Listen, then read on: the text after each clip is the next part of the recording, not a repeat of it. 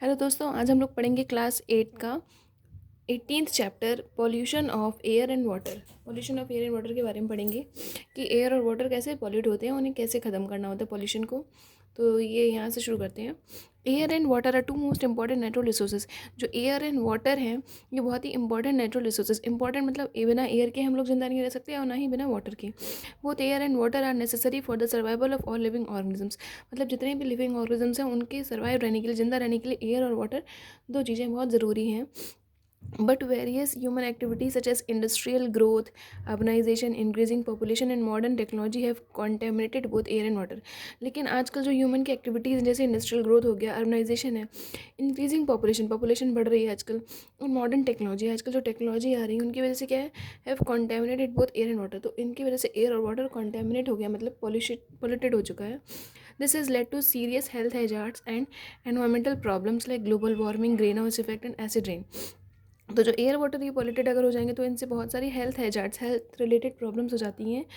और environmental problem जैसे कि ग्लोबल वार्मिंग हमें पता ही है, ग्रीन हाउस इफेक्ट है, एसिड ड्रेन होती है। So it is very essential that air and water are free from any harmful substances. तो ये इसलिए ज़रूरी है एयर और वाटर को में कोई किसी भी तरीके का कोई पॉल्यूशन ना हो, कोई भी हार्मफुल सब्सटेंसेस ना हो। In this chapter we will study about the pollution of air and water and their effects on our lifes. इस चैप्टर में हम लोग पढ़ेंगे पॉल्यूशन, एयर वाटर के पॉल्यूशन के बारे में और उनके इफेक्ट्स हमारी लाइफ पर क्या होते हैं। We will also learn how can we prevent air and water pollution. हम एयर और वाटर पॉल्यूशन को कैसे प्रिवेंट कर सकते हैं। तो सबसे पहले हम लोग समझते हैं पॉल्यूशन होता क्या है। The contamination of natural resources like air and water by addition of harmful toxic and poisonous substances due to various human activities is called pollution. Pollution क्या है?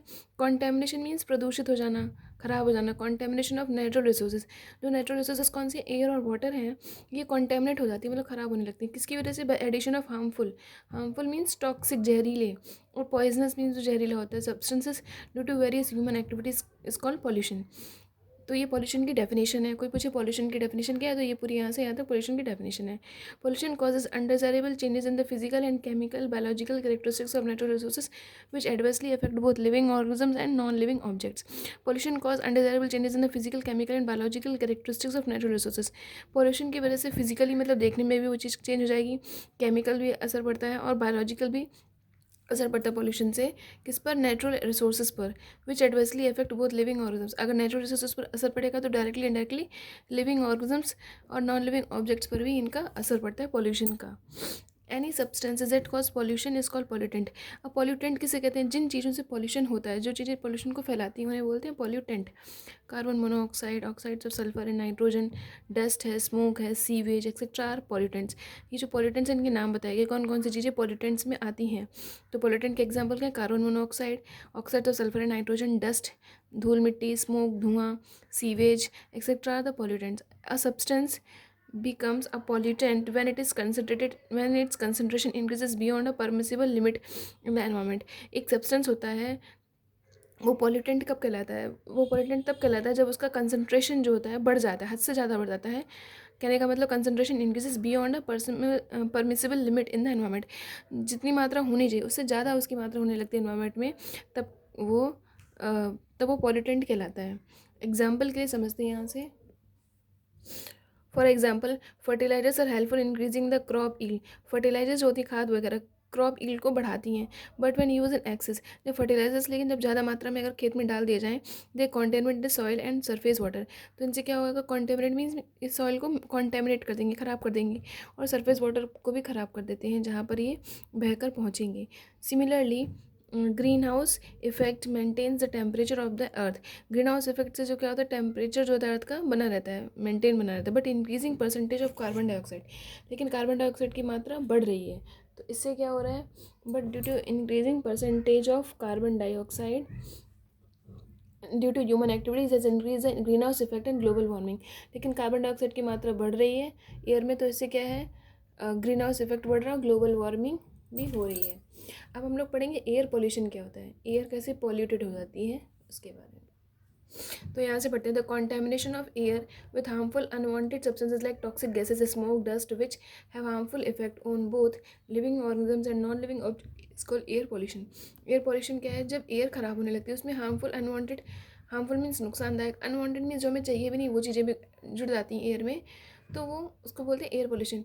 अब ऐसी कौन सी चीज़ें जैसे टॉक्सिक गैसेज है, स्मोक है, डस्ट है, which have harmful effect on both living and non living objects. Living और नॉन लिविंग ऑब्जेक्ट्स पर भी इनका इफेक्ट होता है, उसको बोलते हैं एयर पोल्यूशन।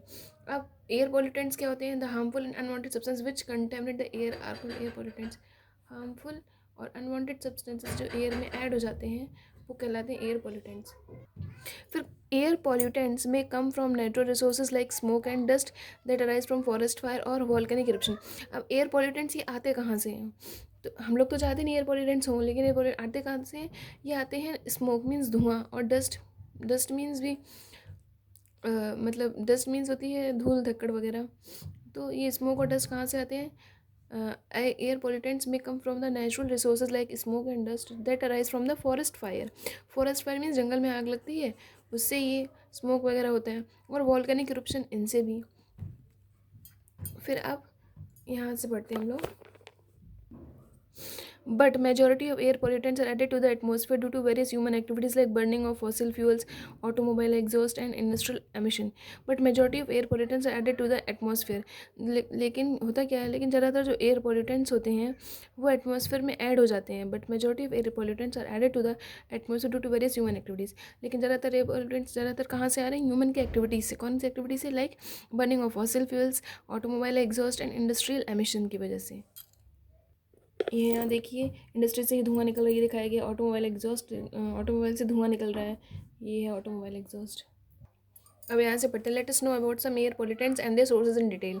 कुछ एयर पोल्यूटेंट्स यहाँ पर दे रखे हैं और उनके सोर्सेज मतलब वो कहाँ से पैदा हो रहे हैं ये यहाँ से पता चलता है, सोर्सेज क्या है उनके, कहाँ से आते हैं ये पोल्यूटेंट्स। तो इस टेबल में यहाँ बताया गया the main air pollutants and their sources. तो ये टेबल पढ़ते हैं हम लोग। तो सल्फर डाइऑक्साइड को हम SO2 बोलते हैं।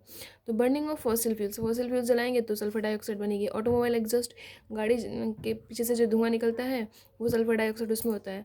Refining of petroleum and its products, petroleum और उसके प्रोडक्ट्स को हम रिफाइन करते हैं तो उसमें भी सल्फर डाइऑक्साइड होता है। वोल्केनिक इरोशन होता है उसमें भी सल्फर डाइऑक्साइड। फिर है ऑक्साइड्स ऑफ नाइट्रोजन, नाइट्रोजन के ऑक्साइड्स कहाँ से आते हैं? बर्निंग ऑफ फॉसिल फ्यूल्स को हम जो लोग जलाते हैं तो क्या हमें मिलता है? नाइट्रोजन के ऑक्साइड्स। ऑटोमोबाइल एग्जॉस्ट से भी nitrogen oxides. Excess of carbon monoxide, excess of carbon dioxide, अगर कार्बन डाइऑक्साइड ज़्यादा है उस वो कहाँ से आती है? बर्निंग ऑफ फॉसिल फ्यूल से।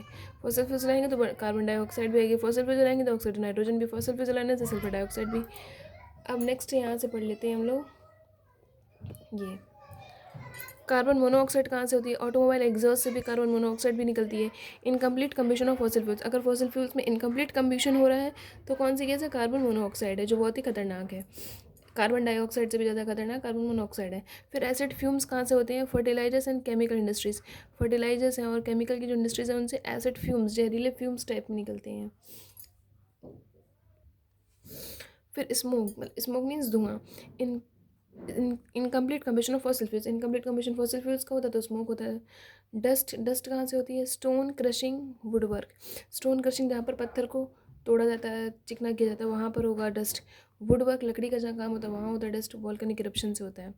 फिर लेड कंपाउंड्स कहाँ से? Automobile exhaust on burning of lead petrol, lead के कंपाउंड्स कहाँ से बनते हैं? ऑटोमोबाइल एग्जॉस्ट से।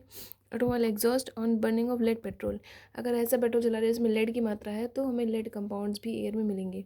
फिर क्लोरोफ्लोरोकार्बन्स कहाँ से बनते हैं? यूज्ड इन रेफ्रिजरेटर्स में क्लोरोफ्लोरो यूज़ होती है, और एयर कंडीशनर में यूज़ होती है, एंड स्प्रे कैंस में इनमें क्लोरोफ्लोरोकार्बन्स यूज़ होती हैं।